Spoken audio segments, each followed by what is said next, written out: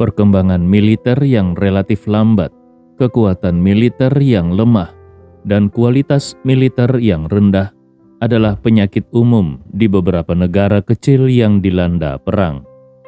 Kesenjangan dalam kekuatan ekonomi antar negara sangat besar, dan kesenjangan dalam kekuatan militer bahkan lebih mencolok lagi. Hamid sendiri bukan lulusan akademi militer sejati. Ditambah lagi, dia berada dalam lingkungan yang relatif terbelakang dan kacau, sehingga dia sama sekali tidak memiliki pemikiran strategis yang matang. Satu-satunya strategi yang bisa dia pikirkan adalah bagaimana bertahan hidup selama mungkin. Beberapa hari yang lalu, operasi pengepungan terhadapnya gagal bukan karena kekuatan militernya, melainkan akibat kesalahan intelijen tentara pemerintah.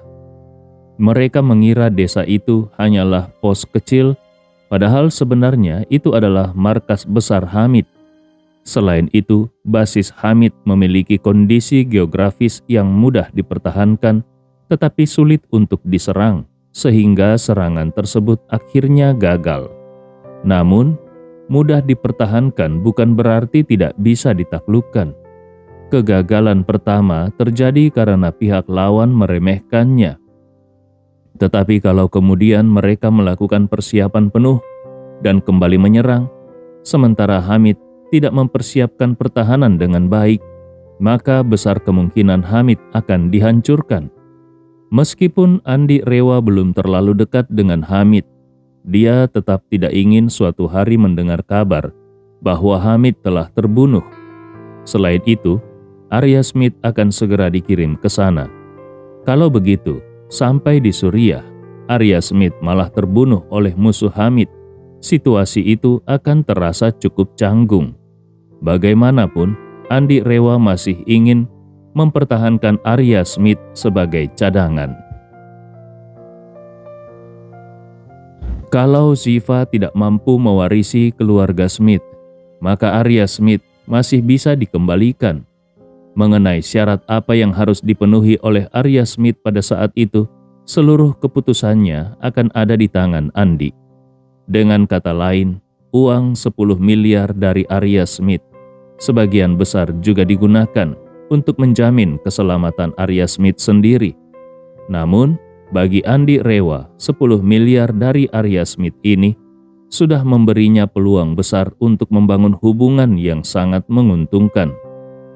Karena dengan uang ini, ditambah dengan serangkaian panduan strategis dari Andi, Hamid bisa mendapatkan keuntungan yang luar biasa. Karena itu, Hamid merasa sangat terharu dan dengan rendah hati dia bertanya kepada Andi, "Saudaraku, aku sekarang memahami betapa pentingnya infrastruktur. Tetapi seperti yang kau katakan, bagaimana aku harus menerapkannya secara konkret? Apakah ada rencana yang lebih rinci?" Setelah mengatakannya, Hamid dengan penuh rasa bersalah melanjutkan, "Maafkan aku, sebagian besar tentaraku hampir tidak pernah bersekolah, jadi mereka tidak bisa memberikan saran strategis." Andi Rewa tersenyum dan berkata, "Aku bisa memahaminya." Lalu dia melanjutkan penjelasannya, "Ketika aku mengunjungi tempatmu, aku sempat mengamati kondisi geografisnya. Selain 2 jalur masuk ke pegunungan di utara dan selatan, hampir seluruh daerah ini dikelilingi oleh pegunungan.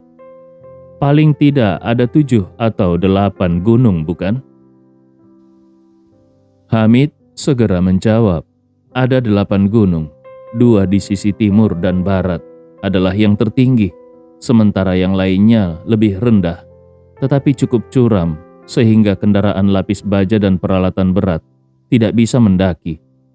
Andi Rewa tersenyum, "Kalau begitu, itu sangat menguntungkan. Berdasarkan situasimu, kau harus membagi proyek infrastruktur menjadi 3 tahap. Tahap pertama adalah membangun 8 benteng pertahanan frontal dan 8 benteng pertahanan di sisi sebaliknya di setiap gunung. Dengan kata lain, setiap gunung harus memiliki 2 benteng pertahanan. Selain itu, di lereng gunung yang mengapit pintu masuk di utara dan selatan, Masing-masing harus dibangun 2 benteng pertahanan tambahan. Bangunan ini harus dibuat sekuat mungkin dengan memanfaatkan struktur alami batuan pegunungan dan diperkuat dengan beton bertulang, sehingga serangan artileri biasa tidak akan mampu menghancurkannya. Hamid segera bertanya, "Saudaraku, lalu bagaimana dengan tahap kedua dan ketiga?" Andi Rewa menjawab, "Tahap kedua adalah menggandakan jumlah benteng, sehingga setidaknya separuh pasukanmu bisa berlindung di dalam benteng permanen. Dengan cara ini, meskipun musuh melakukan serangan artileri besar-besaran, pasukanmu masih bisa bertahan di dalamnya. Sedangkan di tahap ketiga, kau harus memastikan bahwa semua pasukanmu bisa bertahan hidup dalam jangka panjang di dalam benteng permanen.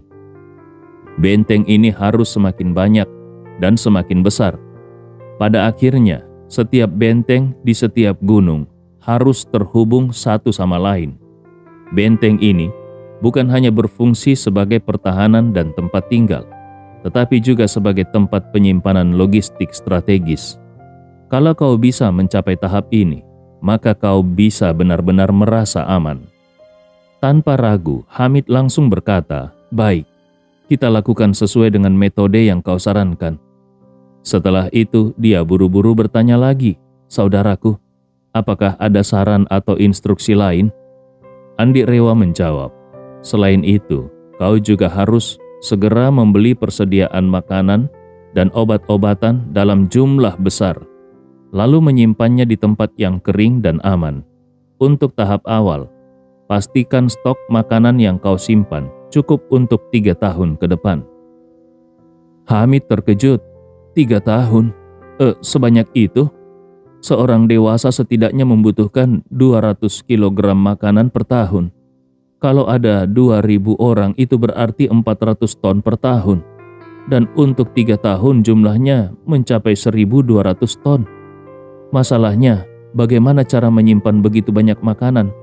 Selain itu, kalau makanan disimpan terlalu lama, rasanya pasti akan berubah dan menjadi kurang enak. Andi Rewa berkata tanpa daya, "Sekarang ini, kau sedang membangun cadangan strategis, bukan menyimpan makanan segar untuk dikonsumsi setiap hari. Coba pikirkan baik-baik. Kalau kau menyimpan makanan untuk 3 tahun ke depan, lalu setiap tahun kau membeli tambahan makanan sesuai dengan kebutuhan konsumsi tahunan, maka stok makananmu akan selalu cukup untuk 3 tahun ke depan. Selain itu, selama disimpan dengan baik, makanan tidak akan rusak dalam 3 tahun. Iklim di Timur Tengah cukup kering, sehingga penyimpanan lebih mudah. Dengan cara ini, setiap tahun, kau bisa mengganti stok makanan yang paling lama dengan makanan baru. Dengan metode ini, kau bisa memastikan bahwa semua makanan yang kau simpan tidak pernah berusia lebih dari 3 tahun. Kalau musuh tidak bisa mengalahkanmu dan mencoba mengepung untuk memutus jalur logistikmu, kau masih bisa bertahan selama 3 tahun, bahkan tanpa ada pasokan makanan yang masuk." Andi Rewa kemudian menyimpulkan, hal yang sama juga berlaku untuk persediaan senjata, amunisi, dan obat-obatan. Pastikan kau menyimpan dalam jumlah besar dan memiliki perencanaan siklus pergantian stok. Kau harus selalu memiliki cadangan strategis agar tidak mudah dikalahkan dalam perang jangka panjang. Hamid akhirnya tersadar dan berteriak kagum, "Saudaraku, aku mengerti sekarang. Strategi ini benar-benar luar biasa." Setelah itu dia segera menambahkan, "Saudaraku, aku benar-benar paham sekarang. Intinya, aku harus menggunakan 10 miliar ini semaksimal mungkin untuk memperkuat pertahanan. Bukan hanya memperkuat benteng pertahanan, tetapi juga memastikan bahwa persediaan logistik cukup. Jangan khawatir, aku akan segera mengatur pembelian makanan, amunisi, dan obat-obatan, serta peralatan konstruksi dan bahan bangunan." Andi Rewa mengangguk dan berkata, "Dengan begitu, masalah pertahanan dan logistik pada dasarnya sudah teratasi. Tapi masih ada satu hal lagi yang harus segera kau lakukan. Mendengar Andi mengatakan ada satu hal lagi yang harus segera ditangani, Hamid buru-buru bertanya, "Apa itu?" Andi Rewa menjawab, "Saat aku terakhir kali ke markasmu, aku melihat bahwa seluruh basis operasimu mengandalkan generator diesel untuk pembangkit listrik."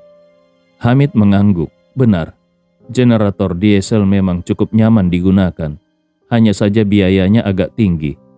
Andi Rewa menggelengkan kepalanya dan berkata, "Bukan hanya tinggi, tapi sangat tinggi. Biaya operasionalnya setidaknya beberapa kali lipat dari pembangkit listrik berbahan bakar batu bara."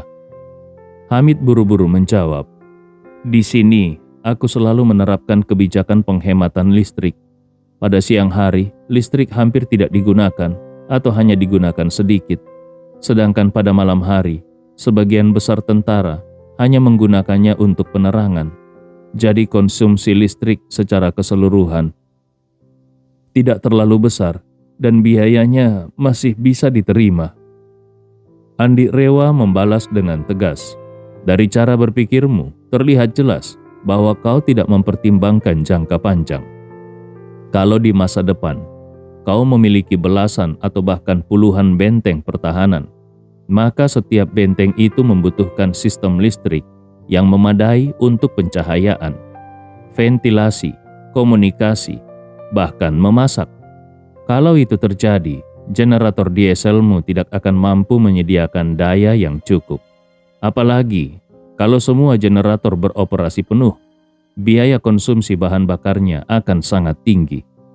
Mendengar ini, Hamid tiba-tiba tersadar dan berkata dengan terkejut, "Astaga, aku sama sekali lupa akan hal ini, tapi aku juga tidak punya solusi lain. Pasukan pemerintah jelas tidak akan memasok listrik untukku, dan aku pun tidak memiliki kemampuan untuk membangun pembangkit listrik tenaga batu bara. Satu-satunya pilihan yang aku miliki hanyalah menggunakan generator diesel untuk menyelesaikan masalah kelistrikan." Andi Rewa menjawab, "Wilayahmu memang tidak memungkinkan untuk membangun pembangkit listrik batu bara. Tetapi kau bisa mengembangkan pembangkit listrik tenaga surya. Wilayah Timur Tengah memiliki paparan sinar matahari yang sangat tinggi. Meskipun biaya pemasangan tenaga surya cukup mahal di awal, tapi biaya operasionalnya sangat rendah. Begitu juga biaya pemeliharaannya. Kau bisa membangun beberapa sistem tenaga surya mandiri yang terdiri dari panel surya dan baterai penyimpanan daya. Dengan cara ini, kau bisa sepenuhnya lepas dari ketergantungan pada generator diesel, dan energi yang dihasilkan setiap hari cukup untuk memenuhi kebutuhan listrik 2.000 pasukanmu. Panel surya bisa dipasang di atap bangunan atau di lereng bukit dekat benteng pertahanan, sehingga lebih sulit dihancurkan oleh musuh. Sementara itu, generator dieselmu sebaiknya disimpan di ruang bawah tanah yang aman dan hanya digunakan untuk keadaan darurat. Dengan begitu, kau akan memiliki dua sistem kelistrikan yang bisa saling mendukung." Andi Rewa kemudian menambahkan dengan nada serius, "Dalam hal perang, kau harus selalu memiliki rencana cadangan.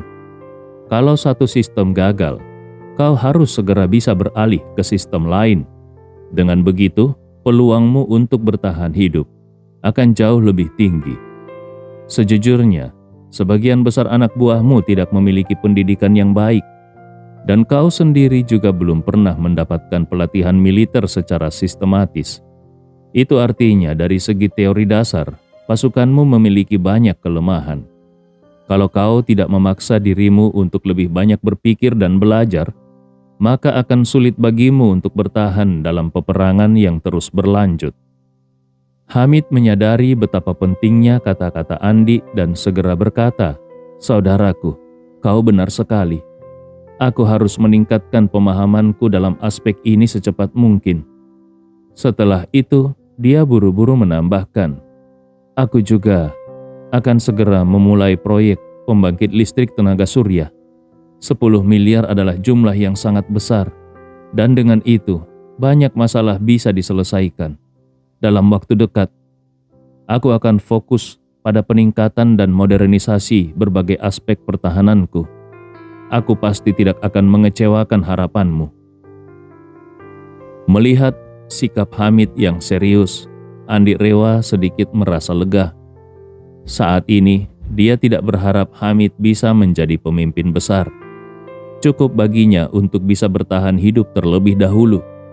Kemudian, Andi Rewa teringat sesuatu dan bertanya lagi, "Ngomong-ngomong, sebagian besar anak buahmu tidak memiliki pendidikan formal.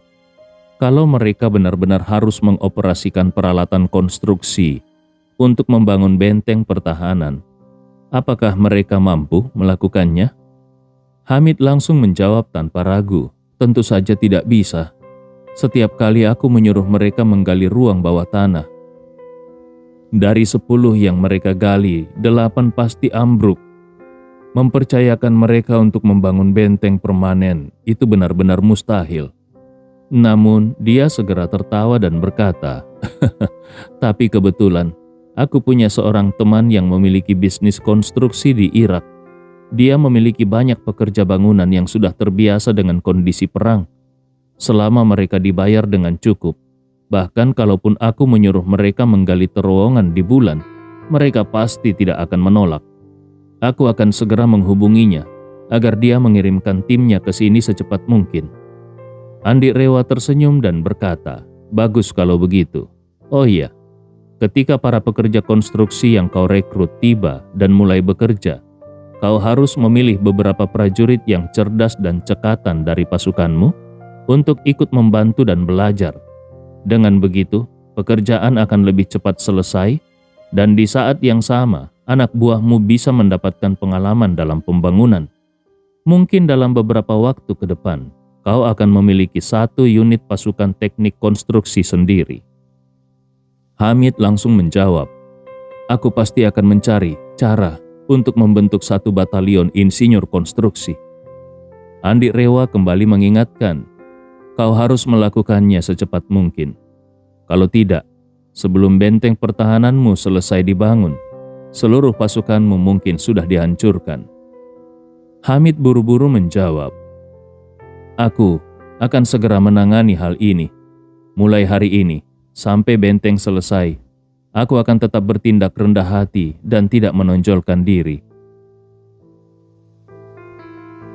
Setelah berkali-kali mengucapkan terima kasih kepada Andi, Hamid langsung menutup telepon dan segera mulai menyusun rencana pembangunan, sambil mengkoordinasikan berbagai sumber daya untuk segera memulai proyeknya. Sementara itu, di sisi Andi, Ibnu Qomar dan Riani sama-sama menatap Andi dengan ekspresi terkejut. Riani tidak mengerti kenapa Andi tiba-tiba memberi instruksi militer kepada seseorang melalui telepon. Baginya, ini adalah masa damai, dan peperangan adalah sesuatu yang sangat jauh dari kehidupan orang biasa. Apalagi dia sama sekali tidak tahu bahwa Andi pernah pergi ke Suriah. Adapun Ibnu Qomar, dia juga terkejut sampai tidak bisa berkata-kata. Di dalam hatinya dia bertanya-tanya, kenapa Puang Andi membantu Hamid? Apakah ini berarti di masa depan Andi Rewa berencana untuk memperluas pengaruhnya sampai ke Timur Tengah?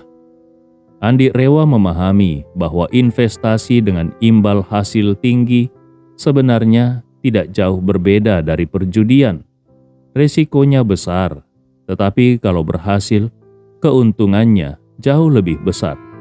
Saat ini berinvestasi pada Hamid hampir seperti ibunya yang dulu berinvestasi di perusahaan internet rintisan di Silicon Valley. Kalau dia berinvestasi di saat yang tepat dengan modal yang relatif kecil dan proyek tersebut sukses di masa depan, maka keuntungan yang diperoleh akan sangat besar. Meskipun pasukan bersenjata Hamid bukanlah sebuah perusahaan, tetap saja itu merupakan proyek dengan potensi besar. Kalau berhasil bertahan dan berkembang, keuntungan yang bisa didapat dari hubungan ini tidak akan habis dalam waktu singkat. Maka, Andi Rewa rela mengeluarkan lebih banyak tenaga, memberikan saran, serta mendukung Hamid sebagai bentuk investasi jangka panjang. Terlebih lagi, investasi ini hanya berupa 1 saset ramuan jamu serta sedikit pengalaman strategi militer. Sedangkan dana sebesar 10 miliar itu sepenuhnya merupakan sumbangan dari keluarga Smith. Kalau Hamid berhasil mengembangkan kekuatannya, maka Andi akan memiliki sumber daya dan pengaruh di wilayah tersebut untuk puluhan tahun ke depan. Menyadari hal ini, Andi Rewa tidak menjelaskan lebih lanjut kepada Ibnu Qomar dan Riani. Sebaliknya, dia berkata kepada Riani, "Riani, statusmu saat ini masih terlalu sensitif. Jadi untuk sementara waktu, kau tidak bisa bergerak bebas. Aku harap kau bisa bersabar dan tetap tinggal di sini." Tanpa ragu, Riani menjawab, "Aku akan mengikuti semua perintahmu, Tuan." Namun, meskipun jawabannya tegas, sorot matanya menunjukkan kesedihan yang tidak bisa dia sembunyikan. Andi Rewa melihat kesedihan di matanya dan menyadari kalau Riani sudah cukup lama berada di tempat ini. Lebih dari itu, Riani pasti sangat merindukan ibunya. Dan ibunya yang dulu mengandungnya selama 9 bulan serta membesarkannya sendirian, pasti sedang sangat khawatir karena tidak ada kabar darinya. Memikirkan hal itu, Andi Rewa berkata, "Riani, kau sudah lama tidak berhubungan dengan dunia luar. Aku yakin ibumu pasti sangat cemas memikirkanmu." Mendengar ini, ekspresi Riani langsung meredup. Dengan suara pelan, dia berkata, "Aku yakin dia pasti sangat merindukanku dan mencariku. Selama dia belum menemukan jasadku, dia tidak akan percaya kalau aku sudah mati." Andi Rewa mengangguk dan berkata, "Bagaimana kalau kau memberiku kontak ibumu? Aku akan mengatur agar dia datang ke sini, lalu kau bisa bertemu dengannya." Mata Riani langsung berbinar. Dengan penuh kegembiraan, dia bertanya, "Tuan, kau benar-benar akan mengizinkan aku bertemu dengan ibuku?" Andi Rewa mengangguk, "Tentu saja. Tapi, meskipun kau bisa bertemu dengannya, kita harus memastikan kalau keberadaanmu tidak bocor ke orang lain. Jadi, kau tidak boleh menghubunginya secara langsung. Kalau ibumu tahu kau masih hidup, dia mungkin akan terlalu emosional dan tidak bisa menahan diri. Kalau kabar ini bocor dan sampai ke telinga orang Jepang, mereka pasti akan melakukan segala cara untuk mengekstradisi dan membawamu kembali ke Jepang untuk diadili." Riani sangat memahami kehati-hatian Andi, maka dia pun segera bertanya, "Kalau begitu, bagaimana rencanamu, Tuan?" Andi Rewa menjelaskan, "Aku akan meminta Tuan Ibnu Qomar untuk mengundang ibumu ke sini atas nama keluarga Rewa, tanpa memberitahunya soal keberadaanmu. Begitu dia tiba, aku akan langsung mempertemukannya denganmu. Bagaimana menurutmu?" Dengan mata yang mulai memerah karena haru, Riani berkata, "Tuan, selama aku bisa bertemu dengan ibuku, aku sudah sangat bersyukur. Kalau memang terlalu berisiko, bahkan sekedar berbicara dengannya di telepon saja sudah cukup bagiku." Andi Rewa tersenyum dan berkata, "Lebih baik membawanya ke sini tanpa memberitahunya bahwa kau masih hidup. Setelah dia tiba, kalau waktunya memungkinkan, dia bisa tinggal bersamamu untuk sementara waktu. Di hadapan orang lain, kita bisa bilang dia datang ke sini untuk membahas kerjasama denganku. Lagi pula, aku dengar saat kau mengalami kecelakaan, keluarga Tanujaya langsung memutus hubungan dengan keluarga Smith. Kalau ibumu datang menemuiku dengan alasan kerjasama, hal itu tidak akan mencurigakan." Riani mengangguk bersemangat dan berkata dengan penuh rasa terima kasih. "Terima kasih, Tuan.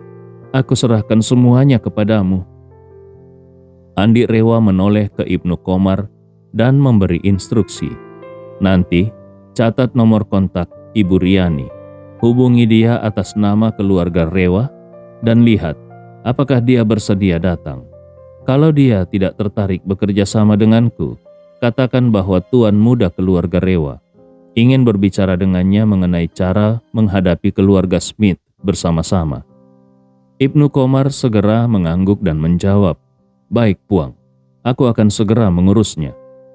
Andi Rewa kemudian menoleh ke Riani dan berkata, "Riani, berikan kontak ibumu kepada Tuan Ibnu Komar, lalu kembalilah ke kamarmu untuk beristirahat." Riani mengangguk patuh, "Baik." Sementara itu, di rumah keluarga Tanujaya, dalam beberapa bulan terakhir, ibu Riani yaitu Sinta Tanujaya hampir menghabiskan lebih dari setengah waktunya bepergian ke berbagai tempat. Ketika Riani pertama kali ditangkap di Jepang, Sinta menerima kabar dari Arya Smith kalau keluarga Smith akan menyelamatkan putrinya. Dengan harapan itu, dia berangkat ke Jepang untuk menemui Riani dan meyakinkannya agar bersabar menunggu kepulangan. Namun, tidak lama setelah itu, Riani tersiar kabar bahwa Riani menghilang dan bahwa keluarga Smith sudah mengkhianatinya. Sejak saat itu, Sinta menghabiskan hampir seluruh waktunya di Jepang, mencari petunjuk tentang keberadaan putrinya. Meskipun dia tahu bahwa pencariannya seperti mencari jarum dalam tumpukan jerami, dia tetap berusaha sekuat tenaga. Dari Tokyo hingga kota-kota di sekitarnya, dia mencari selama berbulan-bulan. Dia bahkan menyewa kapal penyelamat dengan biaya tinggi untuk mencari di perairan Jepang, lalu melanjutkan pencarian di wilayah pesisir Indonesia. Namun, tetap tidak menemukan jejak putrinya. 2 hari lalu, dia baru saja kembali dari luar. Dalam perjalanannya, dia menghubungi beberapa kota pelabuhan utama, tetapi tidak ada laporan tentang penyelundupan yang sesuai dengan deskripsi Riani. Dia sangat menyadari bahwa semakin lama waktu berjalan, semakin kecil kemungkinan Riani masih hidup. Karena itu, dia berdiskusi dengan ayahnya, Reza Tanujaya, tentang mengumpulkan lebih banyak dana agar bisa melanjutkan pencarian di tempat lain. Dia berharap masih ada secercah harapan untuk menemukan putrinya. Mendengar hal itu, Reza Tanujaya menunjukkan ekspresi yang sedikit sulit. Dia menghela nafas dan berkata, "Sinta, saat kau pergi ke pesisir Tenggara beberapa hari lalu, kakakmu sempat berbicara denganku." Sinta segera bertanya, "Ayah, apa yang dibicarakan kakak dengan ayah?" Reza Tanujaya menghela nafas lagi dan berkata, "Untuk mencari Riani, keluarga kita sudah mengerahkan lebih dari setengah tenaga, menghabiskan dana hingga 1 atau 2 miliar. Tetapi hingga kini, belum ada kabar sama sekali. Selain menghambat latihan, anak-anak, kita juga sudah memutus hubungan dengan keluarga Smith, sehingga kehilangan sumber pendapatan utama. Kalau pencarian ini terus berlanjut, kesenjangan ekonomi kita akan semakin besar." Saat mengatakan itu, ekspresi Reza Tanujaya dipenuhi dengan keprihatinan. Dia melanjutkan, "Setiap bulan, kita membutuhkan banyak biaya hanya untuk menyediakan ramuan obat bagi anak-anak yang berlatih, ditambah dengan biaya makan, tempat tinggal, dan kebutuhan sehari-hari semua orang. Biaya yang harus kita tanggung sangatlah besar. Meskipun aku juga sangat ingin menemukan Riani, tapi sebagai kepala keluarga, aku harus bertanggung jawab terhadap semua orang." Sinta menundukkan kepalanya sedikit. Dia tahu bahwa keluarga Tanujaya tidak mungkin terus-menerus mengalokasikan dana besar hanya untuk mencari cucu perempuan mereka, Riani. Lagi pula, meskipun keluarga Tanujaya adalah keluarga seni bela diri yang terkenal, mereka bukanlah keluarga kaya raya. Pengeluaran sehari-hari mereka sangat besar, dan fakta bahwa mereka sudah menghabiskan begitu banyak uang untuk mencari Riani membuatnya merasa bersalah. Sinta sangat menyayangi putrinya dan ingin segera menemukannya. Tetapi di sisi lain, dia juga tidak ingin menyeret seluruh keluarga ke dalam kesulitan. Maka dia berkata kepada ayahnya, "Ayah, aku mengerti kekhawatiran ayah. Bagaimana kalau aku sendiri yang terus mencari?" Resa Tanujaya menghela napas dan berkata, "Kalau kau mencarinya sendiri, itu tidak lebih dari sekedar menenangkan hatimu. Kau tahu betul bahwa mencari seseorang seperti mencari jarum dalam tumpukan jerami. Sebelumnya, kita sudah menyewa banyak orang dan kapal dengan biaya ratusan juta per hari, tetapi tetap tidak menemukan jejak Riani.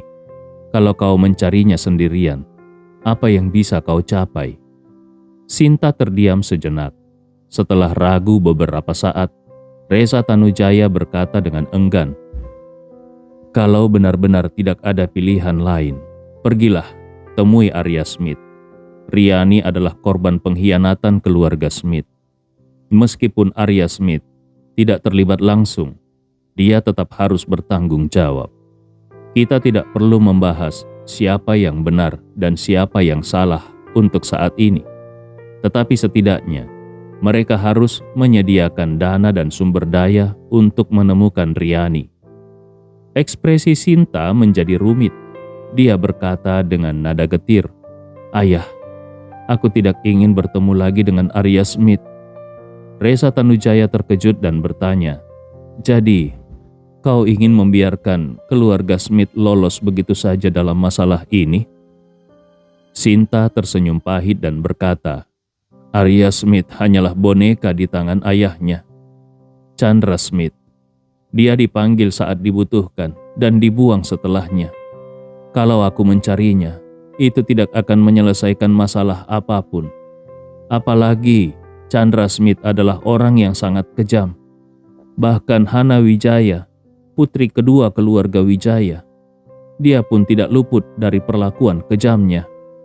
Kalau aku pergi ke keluarga Smith untuk meminta pertanggungjawaban, aku khawatir keluarga Tanujaya juga akan terseret dalam bahaya." Resa Tanujaya menghela nafas panjang dan berkata, "Keluarga Smith memang sangat tidak tahu malu. Lebih dari yang bisa kubayangkan. Sekarang reputasi Chandra Smith sudah hancur total. Aku khawatir di masa depan dia akan bertindak semakin nekat. Sebelumnya, dia masih berusaha menjaga citranya, tapi nanti mungkin dia tidak akan peduli lagi." Setelah itu ia berkata dengan nada serius, "Sekarang kita sudah memutus hubungan dengan keluarga Smith dan kehilangan sumber pendapatan utama. Kita harus segera mencari keluarga besar lain untuk bergabung. Keluarga seni bela diri memang memiliki reputasi, tetapi kita tidak punya kemampuan untuk menghasilkan uang sendiri. Kita hanya bisa bergantung pada keluarga kaya yang bersedia membayar. Menurutmu, bagaimana kita harus melangkah ke depannya?" Sinta menggelengkan kepalanya dan berkata, "Ayah, sejujurnya, setiap hari aku hanya memikirkan Riani. Aku tidak bisa berkonsentrasi pada hal lain. Selama ini, aku sibuk mencari putriku. Bahkan aku tidak punya energi untuk memikirkan apa yang harus kumakan. Setiap kali aku merasa sangat lapar dan lelah, aku hanya akan mencari restoran terdekat dalam jangkauan pandanganku dan makan secepat mungkin untuk mengisi perut." Setelah berkata demikian, dia membungkuk sedikit dan meminta maaf. "Ayah, maafkan aku karena tidak bisa membantu ayah mengatasi masalah ini." Resa Tanujaya mengangguk dan berkata dengan nada lembut, "Kau tidak perlu terlalu menyalahkan dirimu sendiri. Aku mengerti perasaanmu." Kemudian dia menghela nafas panjang dan berkata, "Masalahnya adalah hanya kau yang memiliki wawasan yang mendalam dalam keluarga kita. Kakak dan adikmu hanya tahu cara berlatih bela diri. Mereka memiliki otot yang kuat, tetapi pikirannya kurang tajam. Ditambah lagi, mereka tidak banyak belajar, jadi pemikiran mereka agak dangkal. Sinta bertanya, "Ayah, apakah ayah sudah memiliki rencana tertentu?" Reza Tanujaya berkata, "Setelah aku pikirkan, lebih baik mencari mitra kerjasama dalam lingkup Jakarta. Di Jakarta ada banyak keluarga besar.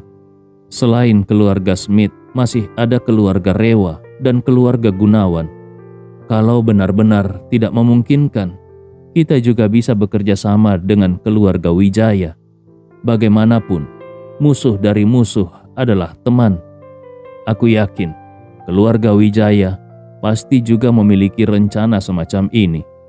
Saat ini, hidup dan mati Hana Wijaya masih belum jelas. Mereka pasti tidak akan diam saja dan menerima kerugian ini begitu saja." Sinta mengangguk. Dia memaksa dirinya untuk berpikir sejenak lalu berkata, "Ayah, ketiga keluarga ini memang memiliki kekuatan besar. Kalau kita bisa bekerja sama dengan salah satu dari mereka, tentu itu hal yang baik.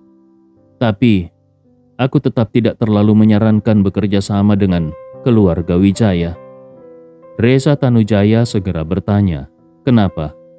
Sinta menjawab, "Situasi keluarga Wijaya cukup unik. Selain memiliki keturunan yang sukses dalam bisnis, mereka juga memiliki anggota yang menduduki posisi tinggi dalam pemerintahan. Jadi, meskipun mereka sangat tidak puas dengan keluarga Smith, kemungkinan besar mereka tidak akan bekerja sama dengan keluarga seni bela diri seperti kita. Karena kalau kabar ini tersebar, itu akan mempengaruhi reputasi mereka dan sulit bagi mereka untuk memberikan penjelasan kepada publik." Reza Tanujaya langsung tersadar dan berkata, "Pantas saja. Aku selalu merasa kalau keluarga Smith sedang mengalami kesialan belakangan ini. Bisnis transportasi laut mereka sangat besar dan kuat, tapi tiba-tiba izin mereka dicabut. Sepertinya ini adalah ulah keluarga Wijaya." Sinta mengangguk.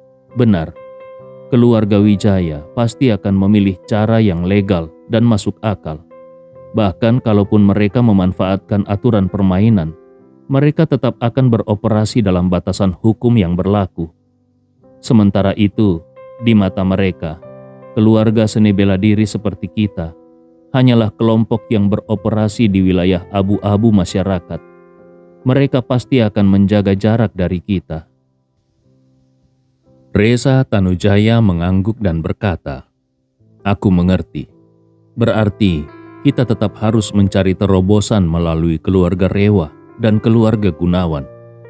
Setelah itu dia berdiri dan berkata, "Sinta, begini saja. Aku akan secara pribadi mentransfer tambahan 50 juta untukmu.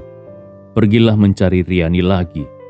Tapi kalau kali ini kau masih tidak menemukan apapun, ayah sarankan agar kau mulai menghadapi kenyataan.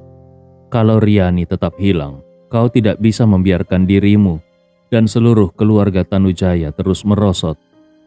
Dengan terharu, Sinta mengangguk berulang kali dan berkata dengan suara bergetar, "Ayah, terima kasih." Reza Tanujaya melambaikan tangannya dan berpesan, "Jangan sampai kakakmu dan yang lain tahu tentang ini, mengerti?" Sinta mengerti. Dia mengangguk dan berkata, "Baik ayah, aku mengerti." Baru saja Sinta selesai berbicara, tiba-tiba ponselnya berdering. Sebuah panggilan masuk dari nomor telepon kode area Makassar. Dia merasa agak terkejut, tetapi tetap menekan tombol jawab dan berkata, "Halo, siapa ini?" Di seberang telepon, Ibnu Komar dengan sopan bertanya, "Apakah aku berbicara dengan Nona Sinta Tanuwijaya?" Sinta mengangguk. "Ya, aku Sinta Tanujaya. Ini aku, Anda siapa?" Ibnu Komar segera berkata, "Oh, halo Nona Sinta Tanujaya. Perkenalkan, aku Ibnu Komar dan aku merupakan perwakilan keluarga Rewa di Makassar." Sinta langsung terkejut hingga tidak bisa berkata-kata. Keluarga Rewa? Dia sama sekali tidak menyangka bahwa ketika dia dan ayahnya baru saja membahas keluarga Rewa dan bahkan berharap bisa menjalin hubungan dengan mereka, Tiba-tiba saja keluarga Rewa justru menghubunginya terlebih dahulu. Mendengar bahwa panggilan telepon itu berasal dari keluarga Rewa, bukan hanya Sinta yang tidak bisa mempercayainya, tetapi Reza Tanujaya yang ada di sampingnya juga tampak terkejut. Saat Sinta masih terkejut, Ibnu Komar ditelepon bertanya, "Nona Sinta, apakah kau sedang dalam kondisi yang memungkinkan untuk berbicara?" Sinta segera tersadar dan buru-buru menjawab, "Iya, silakan bicara." Ibnu Komar tersenyum dan berkata, begini, Tuan muda kami ingin bertemu dengan Nona Sinta untuk berbincang. Apakah kau memiliki waktu?" Sinta bertanya dengan rasa ingin tahu. "Bertemu untuk berbincang? Bolehkah aku tahu apa yang ingin dibicarakan oleh tuan mudamu?" Ibnu Komar menjawab, "Tentu saja mengenai kerjasama. Tuan muda kami ingin mendiskusikan apakah ada peluang untuk kerjasama lebih lanjut antara keluarga Rewa dan keluarga Tanujaya." Sinta seketika merasa ragu. Dia sedang berencana pergi ke pesisir untuk mencari petunjuk mengenai putrinya. Dalam kondisi seperti ini, dia benar-benar tidak punya pikiran untuk bertemu dengan tuan muda keluarga Rewa dan berbicara soal kerjasama. Namun, mengingat keadaan keluarga Tanujaya saat ini yang cukup sulit dan sangat membutuhkan dukungan dari pihak yang kuat, dia pun buru-buru berkata, "Kapan dan di mana tuan mudamu ingin bertemu? Kalau aku tidak bisa datang, apakah anggota keluarga Tanujaya lainnya bisa mewakiliku?" Ibnu Komar berkata, "Tuan mudaku saat ini berada di Makassar dan lebih cepat lebih baik untuk pertemuan ini. Namun, kalau orang lain yang datang, itu tidak bisa. Tuan mudaku secara khusus ingin bertemu langsung dengan Nona Sinta." Mendengar hal ini, wajah Sinta langsung menunjukkan ekspresi sulit. Dia harus pergi ke suatu tempat, sedangkan Makassar berada di arah yang berbeda dari tempat tujuannya.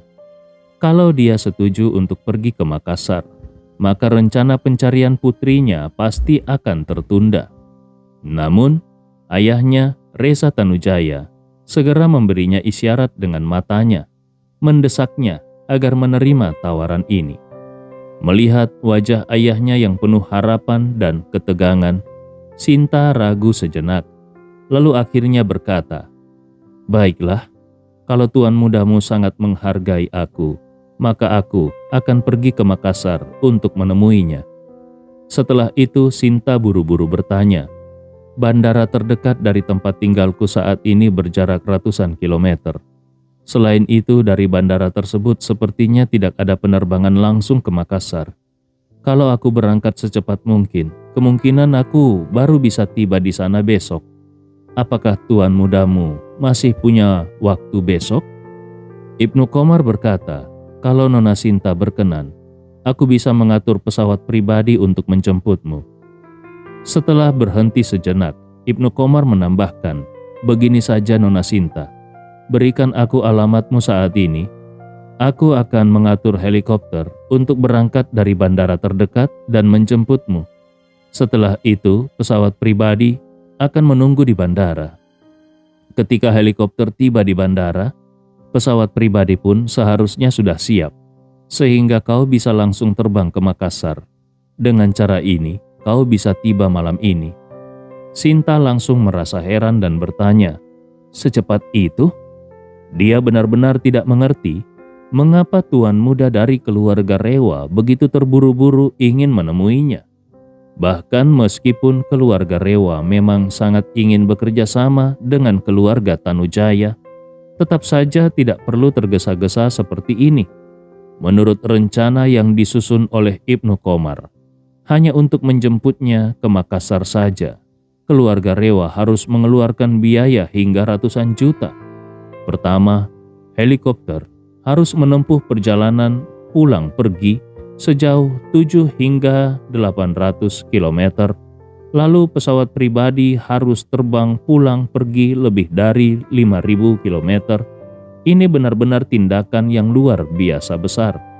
Namun bagi Sinta, jadwal ini sebenarnya sangat cocok.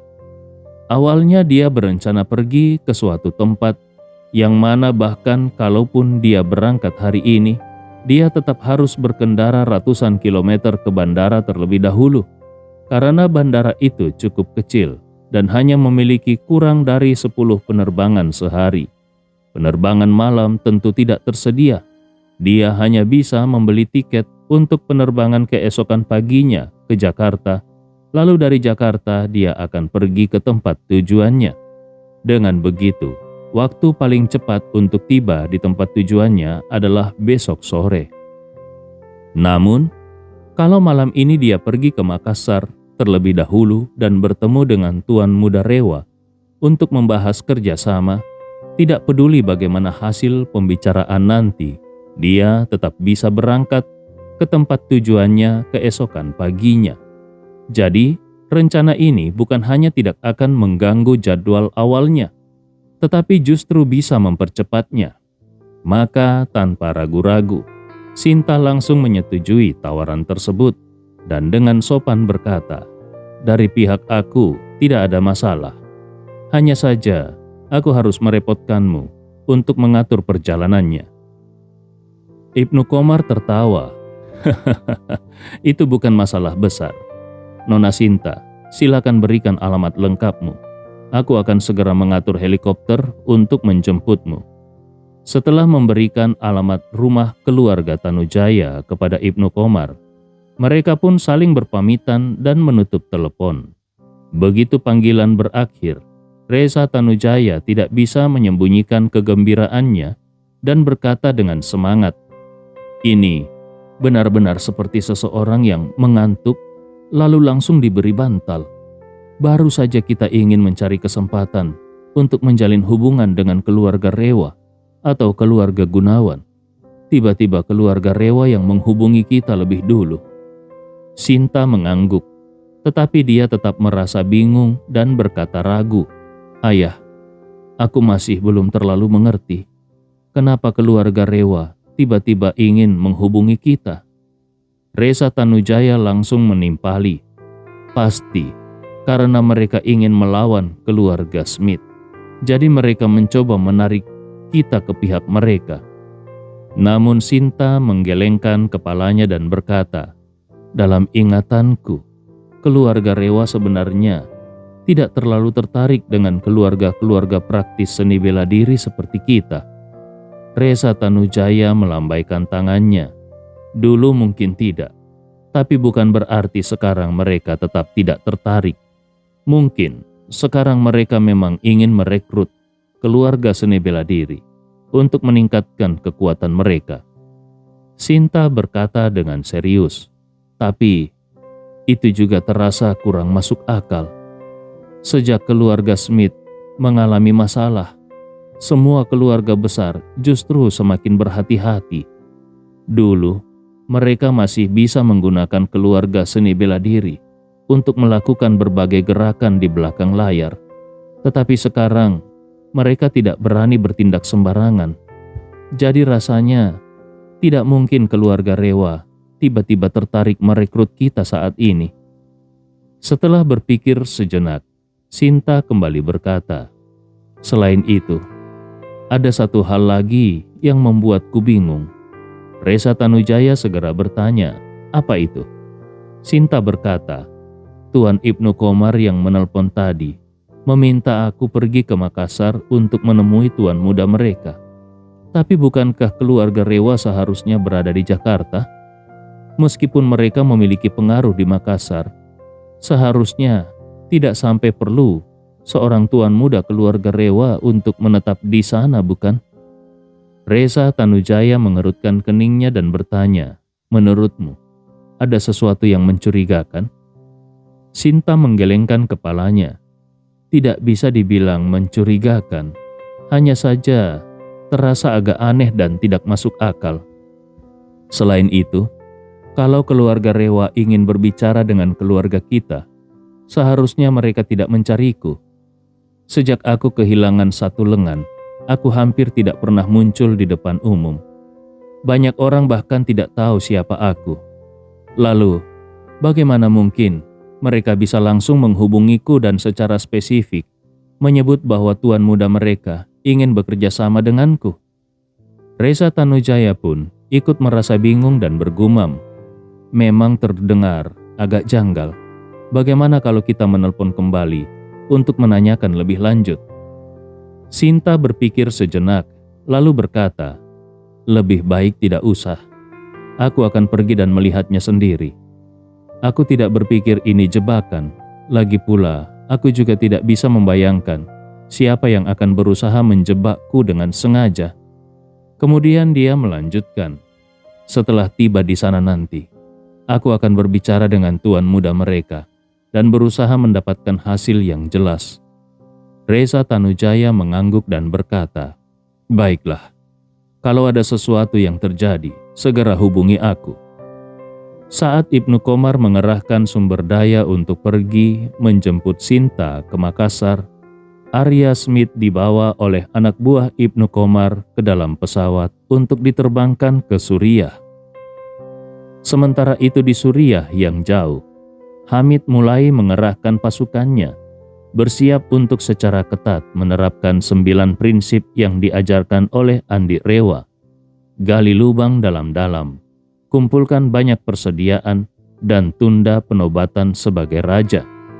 Temannya yang bergerak di industri konstruksi di Irak, begitu mendengar bahwa Hamid bersedia memberikan keuntungan proyek sebesar 50%, tanpa ragu langsung menghentikan proyeknya yang tertunda pembayarannya di Irak. Dia segera membawa sekelompok pekerja konstruksi yang rela mengambil resiko demi uang dan bergegas ke Suriah. Chandra Smith sendiri masih belum tahu kalau putranya telah memulai perjalanan panjang menuju barat. Dia hanya tahu kalau hari ini Arya Smith berencana mencari kesempatan untuk bertemu dengan Ugaki Akana, sehingga dia hanya menunggu kabar baik dari Arya Smith di vilanya. Sementara itu, di Universitas Keuangan, Profesor Halim menghabiskan sepanjang pagi dalam kecemasan yang luar biasa. Dia terus mengikuti perkembangan berita di Suriah mengenai 8 sandera. Tetapi yang membuatnya semakin cemas adalah tidak adanya laporan terbaru mengenai masalah ini. Bukan karena media lokal tidak melaporkan, tetapi karena kelompok oposisi yang menyandra mereka juga tidak memberikan kabar terbaru. Menurut pernyataan sebelumnya dari kelompok oposisi, kalau Kedutaan Besar Amerika Serikat tidak membayar 80 juta dolar Amerika Serikat, mereka akan mulai mengeksekusi sandera satu persatu dalam interval waktu tertentu. Secara logika, kalau negosiasi antara kelompok oposisi dan Kedutaan Besar Amerika Serikat gagal, mereka pasti akan membunuh sandera untuk memberikan tekanan lebih lanjut kepada kedutaan besar. Namun, hingga kini mereka tetap diam, tanpa memberikan pernyataan apapun, yang terasa sangat tidak masuk akal. Profesor Halim juga khawatir akan keselamatan Andi, serta apakah Andi Rewa benar-benar bisa membawa putrinya kembali dengan selamat. Bagaimanapun, Suriah adalah zona perang yang penuh dengan bahaya. Sulit membayangkan kalau Andi, seorang diri, bisa dengan mudah menyelamatkan putrinya. Namun, yang tidak dia ketahui adalah bahwa sejak dini hari tadi, Andi Rewa sebenarnya sudah membawa putrinya kembali ke Makassar.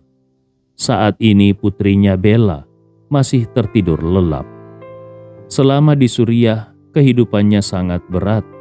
Setelah ditangkap sebagai tawanan, dia terus berada dalam ketakutan dengan tekanan psikologis yang besar. Kini, akhirnya dia kembali ke tanah air yang damai dan aman, serta bisa berbaring di tempat tidur hotel bintang 5 yang empuk dan nyaman. Hal ini membuat tubuh dan pikirannya benar-benar rileks, sehingga dia bisa tidur dengan sangat nyenyak. Setelah menyuruh Ibnu Qomar menghubungi Sinta, Andi berjalan sendiri dengan berjalan-jalan di area perbelanjaan di dalam Hotel JX Marion. Hotel bintang 5 seperti ini umumnya memiliki fasilitas komersial yang sangat lengkap. Banyak merek mewah kelas atas yang suka bekerja sama dengan hotel bintang 5. Karena menurut mereka, tamu yang menginap di hotel bintang 5 umumnya memiliki daya beli yang kuat, yang sepenuhnya sesuai dengan target pasar mereka. Oleh karena itu, banyak toko merek seperti Chanel, Hermes, dan Dior yang dibuka di dalam hotel bintang 5. Andi Rewa datang ke sini bukan untuk jalan-jalan santai, tetapi untuk membeli pakaian baru bagi Bella. Ketika dia melihat Bella di ruang bawah tanah di Suriah kemarin, pakaian yang dikenakan gadis itu sudah begitu kotor, hingga warnanya hampir tidak bisa dikenali lagi. Bagaimanapun, Bella adalah seorang tawanan perang, sehingga dalam kondisi seperti itu sulit baginya untuk tetap berpakaian rapi dan bersih. Namun, menjelang siang nanti, Andi berencana langsung membawa Bella ke Universitas Keuangan untuk memberikan kejutan kepada ayahnya, Profesor Halim. Karena ini adalah kejutan, tentu saja dia harus memastikan bahwa Bella tampil dalam keadaan baik, bersih, dan rapi di hadapan ayahnya. Kalau Bella pergi dalam kondisi lusuh, seperti seorang gelandangan, belum tentu Profesor Halim bisa menerima kejutan itu dengan baik. Bahkan petugas keamanan kampus mungkin juga tidak akan mengizinkannya masuk. Andi Rewa berjalan ke area perbelanjaan dan masuk ke butik Chanel. Di sana dia memilih satu set pakaian siap pakai dari koleksi edisi khusus untuk Bella. Gaya pakaian Chanel yang mewah memang terkesan glamor dan sedikit menggoda. Oleh karena itu, Andi Rewa memilihkan gaun berwarna putih gading yang tampak elegan untuk Bella. Gaun Chanel yang dipilih memiliki gaya yang mirip dengan busana para putri kerajaan Inggris. Bagian bawahnya adalah rok panjang yang melewati lutut, sedangkan bagian atasnya adalah blazer dengan lengan panjang, mencerminkan gaya sosialita yang mewah. Alasan Andi memilih pakaian ini adalah karena cuaca masih cukup dingin saat ini. Model pakaian seperti ini sangat cocok untuk dikenakan, meskipun rok gaun ini cukup panjang. Tapi, kalau dipakai langsung tanpa lapisan tambahan, pasti tetap terasa dingin. Oleh karena itu, Andi Rewa juga membeli sepasang stoking hitam sebagai pelengkap. Setelah memilih ukuran berdasarkan perkiraannya tentang tinggi badan Bella, Andi Rewa bersiap untuk membayar dan pergi. Namun tiba-tiba dia teringat kalau sepatu olahraga yang dikenakan Bella kemarin juga sudah sangat kotor. Maka dia memutuskan untuk membelikan Bella sepasang sepatu kulit putih berukuran 37. Andi Rewa sendiri tidak yakin apakah ukuran tersebut benar-benar pas untuk Bella. Tetapi menurutnya itu tidak masalah. Kalau kurang pas, Bella tetap bisa memakainya untuk sementara waktu. Setidaknya, itu jauh lebih baik daripada mengenakan pakaian yang sudah usang setelah melalui medan perang. Saat keluar dari toko, dengan membawa pakaian dan sepatu baru, Andi Rewa tanpa sengaja melihat manekin di etalasi toko sebelah yang hanya mengenakan pakaian dalam. Barulah dia teringat bahwa dia belum membelikan pakaian dalam untuk Bella. Tanpa perlu berpikir panjang, dia tahu bahwa setelah mengalami berbagai kesulitan dan akhirnya tiba di hotel pagi ini, Bella pasti merasa sangat lelah. Kemungkinan besar, Bella hanya sempat mandi sebelum langsung tidur. Artinya, ketika nanti mereka pergi menemui ayahnya, Profesor Halim, Bella mungkin tidak memiliki pakaian dalam bersih untuk diganti. Maka, Andi langsung melangkah masuk ke dalam toko tersebut. Begitu masuk, barulah dia menyadari bahwa ini adalah butik pakaian dalam mewah, khusus wanita. Para pegawai toko semuanya adalah perempuan. Begitu pula pelanggan yang sedang berbelanja di dalam. Melihat seorang pria dewasa seperti Andi masuk ke toko pakaian dalam wanita sendirian, tatapan semua orang di dalam toko pun berubah menjadi sedikit aneh. Andi pun sadar bahwa situasinya agak canggung. Oleh karena itu, dia memutuskan untuk bertindak cepat dan langsung menunjuk pakaian dalam renda hitam yang dikenakan oleh salah satu manekin. "Tolong ambilkan satu set ini untukku." Seorang pramuniaga wanita tersenyum canggung dan bertanya, "Tuan ingin ukuran berapa?" Andi Rewa mengerutkan keningnya. Ukuran?" Dia mencoba mengingat lalu menjawab, "Tingginya sekitar 1,7 meter, tubuhnya cukup ramping." Pramuniaga itu mengangguk dan bertanya lagi, "Kalau boleh tahu, ukuran kap pacar tuan berapa?" Mendengar pertanyaan ini, Andi Rewa langsung kebingungan dan bergumam di dalam hatinya. "Bagaimana aku tahu ukuran bra Bella? Aku bahkan belum pernah menyentuhnya. Apalagi dia juga tidak pernah memberitahuku. Selain itu, saat aku melihatnya kemarin, dia mengenakan pakaian outdoor longgar dengan slogan anti perang. Dari tampilannya sepertinya dadanya memang tidak terlalu besar." Dengan sedikit keraguan, akhirnya Andi Rewa menjawab, Aku tidak tahu pasti, tapi seharusnya tidak terlalu besar." Pramuniaga itu dengan sedikit ragu berkata, "Kalau begitu mungkin cup A. Mohon tunggu sebentar, aku akan mencarikan ukuran yang sesuai." Andi Rewa tanpa ragu berkata, "Oke, cepat saja." Tidak lama kemudian, pramuniaga kembali dengan 2 set pakaian dalam yang sudah terlipat rapi dalam kemasan.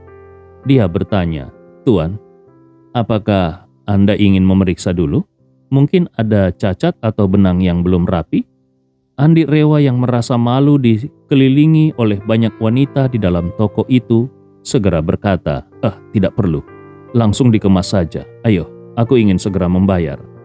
Pramuniaga buru-buru menjawab, "Tunggu sebentar, aku akan mengambilkan mesin geseknya."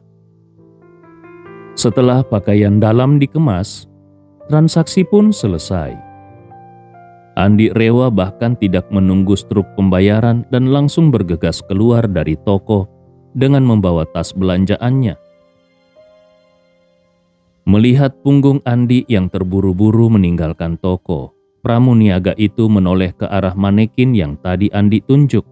Dengan ekspresi penuh keheranan dia bergumam, "Siapa sangka, pria tampan seperti itu ternyata datang sendiri untuk membeli pakaian dalam yang begitu seksi untuk pacarnya." Andi Rewa sama sekali tidak menyadari bahwa ada sesuatu yang salah dengan pakaian dalam yang dia beli. Dia hanya melihat sekilas bagian depan, dan karena ingin cepat selesai, dia langsung menunjuk salah satu yang ada di manekin. Namun, kalau saja dia melihat bagian belakang, dia akan menyadari bahwa celana dalam tersebut sebenarnya hanya terdiri dari 2 tali tipis yang membentuk huruf T. Setelah selesai berbelanja, Andi Rewa kembali ke hotel. Saat itu, waktu sudah hampir menunjukkan pukul 12 siang. Dia melihat bahwa masih belum ada tanda-tanda pergerakan dari kamar Bella. Jadi dia langsung menuju pintu kamar Bella dan menekan bel. Bel berbunyi selama beberapa menit, sebelum akhirnya Bella perlahan terbangun. Begitu sadar sepenuhnya, dia merentangkan tubuhnya dengan nyaman. Dia merasa benar-benar rileks dan segar. Masih mengenakan jubah mandi, dia berjalan dengan mata setengah mengantuk ke arah pintu. Ketika melihat melalui lubang intip bahwa yang berdiri di luar adalah Andi Rewa, dia buru-buru membuka pintu dan dengan sopan berkata, "Tuan Andi." Andi Rewa tersenyum ringan dan bertanya, "Bagaimana tidurmu?" Bella segera menjawab, "Sangat baik. Rasanya ini adalah tidur paling nyaman dan paling nyenyak yang pernah aku alami dalam hidupku." Andi Rewa mengangguk, lalu berkata dengan santai, "Bagus kalau begitu. Sekarang sudah hampir jam 12 siang. Bagaimana kalau kau bersiap-siap?" kita bisa pergi ke Universitas Keuangan untuk menemui ayahmu." Mendengar itu, Bella langsung mengangguk bersemangat. "Baik, aku akan segera berganti pakaian."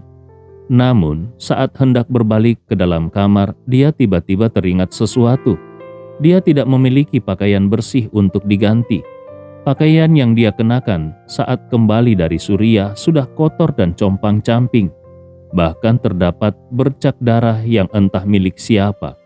Kalau dia mengenakan pakaian itu untuk menemui ayahnya, kemungkinan besar ayahnya akan sangat sedih melihat keadaannya. Tapi di sisi lain, dia juga merasa tidak enak hati kalau harus meminta Andi untuk membelikannya pakaian. Saat dia masih ragu dan bingung, Andi tiba-tiba mengangkat beberapa kantong belanjaan dan menyerahkannya padanya lalu berkata, "Aku sudah membelikanmu beberapa pakaian tadi. Aku tidak yakin apakah ukurannya pas atau tidak. Jadi, kalau tidak cocok, pakai saja dulu untuk sementara. Setelah kita bertemu dengan ayahmu, nanti kita bisa pergi membeli yang lebih pas." Bella sangat terkejut. Dia tidak menyangka kalau Andi akan sepeka itu terhadap kebutuhannya. Saat dia masih memikirkan masalah pakaian, Andi Rewa ternyata sudah lebih dulu menyiapkan semuanya untuknya.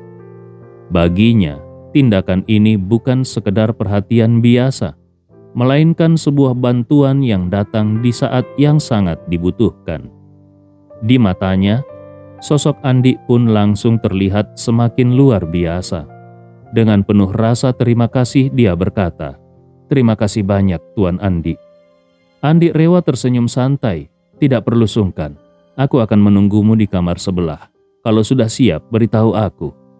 Bella mengangguk, "Baik." Setelah itu, Bella membawa kantong belanjaannya masuk ke dalam kamar. Dengan penuh antusias, dia segera membuka paket-paket yang ada untuk melihat pakaian seperti apa yang sudah dipilihkan Andi untuknya. Sejak kecil, dia tumbuh dalam lingkungan yang berkecukupan dan terbiasa dengan kemewahan. Oleh karena itu, merek-merek mewah bukanlah hal asing baginya. Yang lebih menarik baginya bukanlah harga pakaian tersebut, melainkan selera dan preferensi Andi. Baginya, seorang pria yang membelikan pakaian untuk seorang wanita pasti memilih sesuatu yang menurutnya indah dan ingin melihat wanita itu mengenakannya. Jadi, melalui pilihan pakaian ini, dia merasa bisa memahami sedikit tentang selera dan pemikiran Andi. Pertama-tama, Bella membuka beberapa kantong berlabel Chanel. Ketika mengeluarkannya satu persatu, isi di dalamnya, dia menemukan sebuah gaun eksklusif edisi khusus, lengkap dengan sepasang stoking hitam. Melihat stoking itu, wajah Bella langsung memerah. Bagi seorang wanita, stoking adalah pakaian dalam yang tidak bisa diabaikan.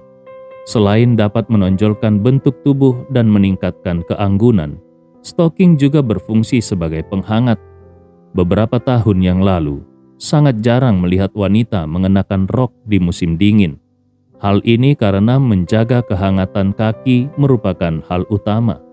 Memakai celana panjang di bawah rok tentu tampak aneh.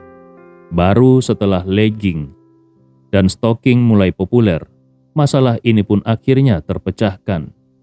Namun, meskipun stocking sudah menjadi hal yang umum, Bella belum pernah menerima hadiah stocking dari seorang pria sebelumnya. Perasaan ini cukup sulit dijelaskan. Ada sedikit rasa malu, namun juga sedikit tersentuh. Namun dia sangat sadar bahwa tindakan Andi ini adalah bentuk kepedulian dan perhatian.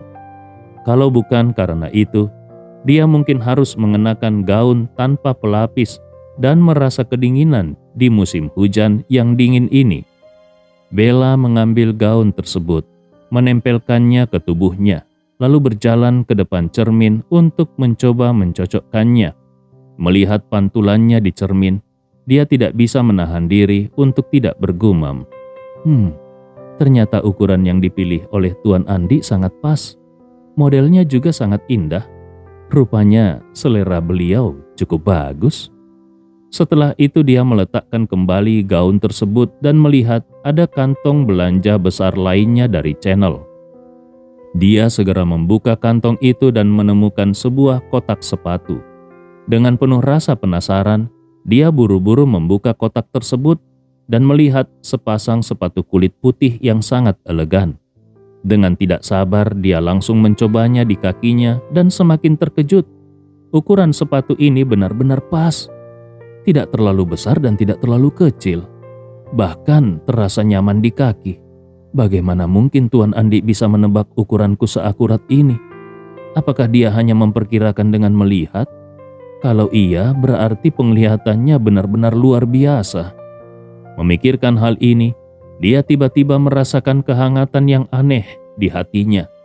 Namun, begitu teringat bahwa Andi Rewa masih menunggunya, dan ayahnya pasti sangat cemas, dia segera membuang pikirannya dan bersiap untuk berganti pakaian. Namun, ketika dia melepas jubah mandinya, dia baru menyadari satu masalah besar. Dia tidak memiliki pakaian dalam bersih untuk diganti. Saat dia tiba di hotel tadi pagi, tubuhnya benar-benar kelelahan. Dia bahkan hampir bisa tertidur di karpet ruang tamu yang lembut. Satu-satunya alasan dia masih sempat mandi adalah karena badannya sudah terlalu kotor. Namun, setelah selesai mandi, dia langsung merasa sangat mengantuk dan tertidur begitu saja, tanpa sempat mencuci pakaian dalamnya. Menyadari hal ini, dia langsung merasa sangat kesal pada dirinya sendiri. Bella, kau benar-benar bodoh. Kenapa kau tidak terpikir untuk mencuci pakaian dalammu lebih dulu? Sekarang bagaimana? Tidak mungkin memakai yang kotor, itu menjijikkan. Tapi aku juga tidak mungkin tidak memakainya sama sekali. Tidak mungkin aku meminta Tuan Andi untuk membelikannya juga. Itu terlalu memalukan. Saat dia kebingungan, matanya tiba-tiba tertuju pada salah satu kantong belanjaan. Di antara kantong-kantong Channel yang besar, ada sebuah kantong kecil berwarna merah muda.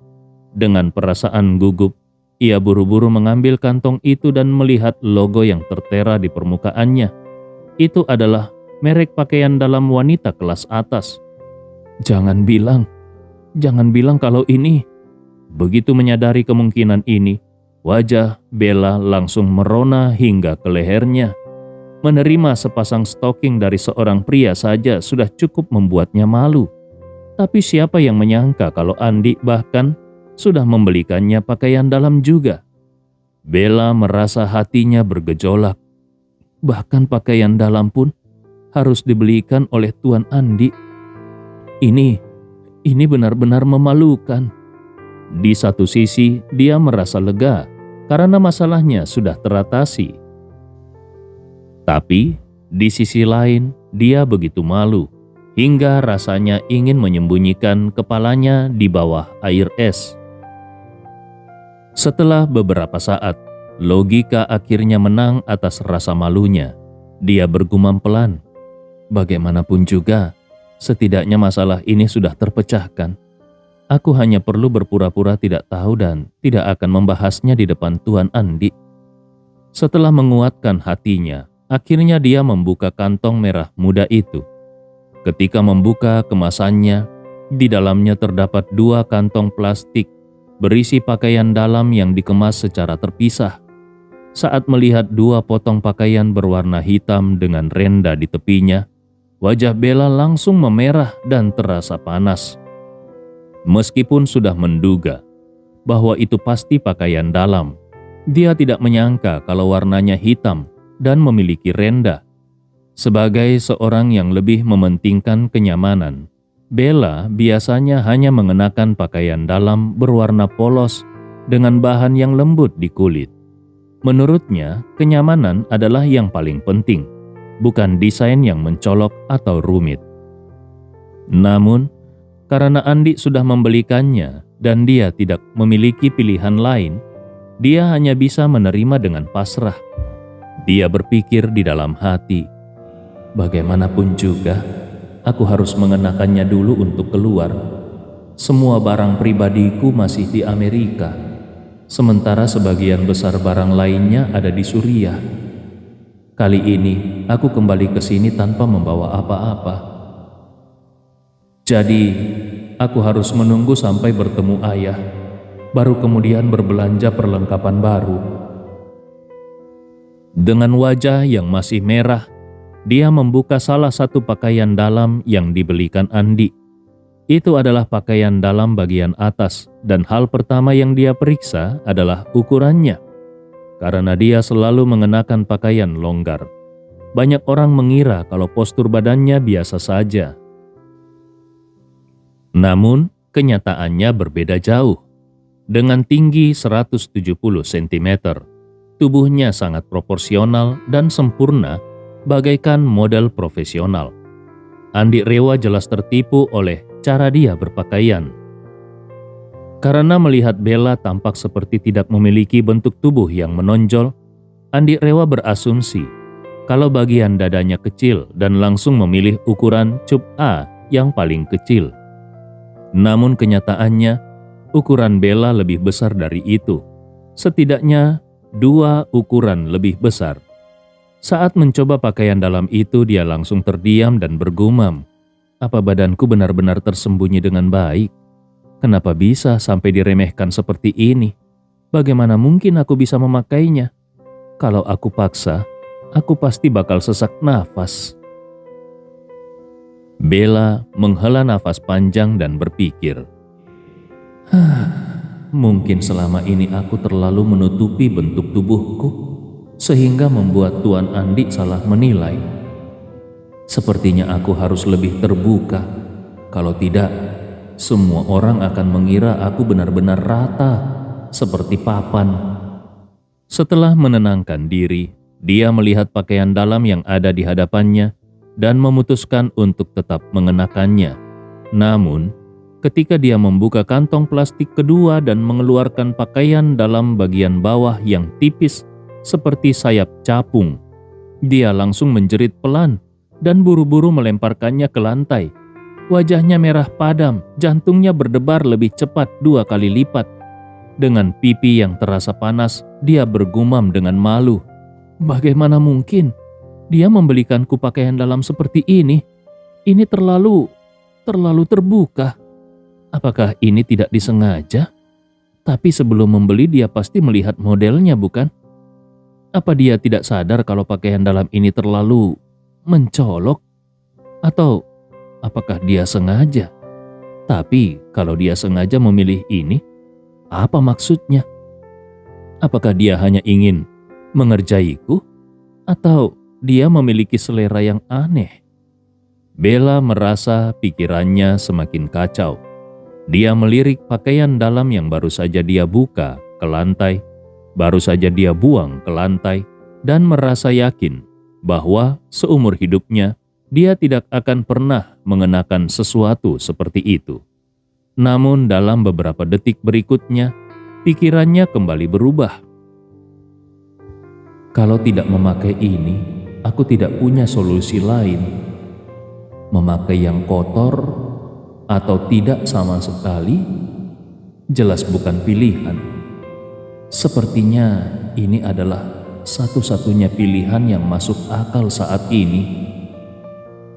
Setelah bergulat dengan pikirannya sendiri, akhirnya dia mengesampingkan segala pertanyaan tentang motif Andi dan memungut kembali pakaian dalam yang dia buang tadi.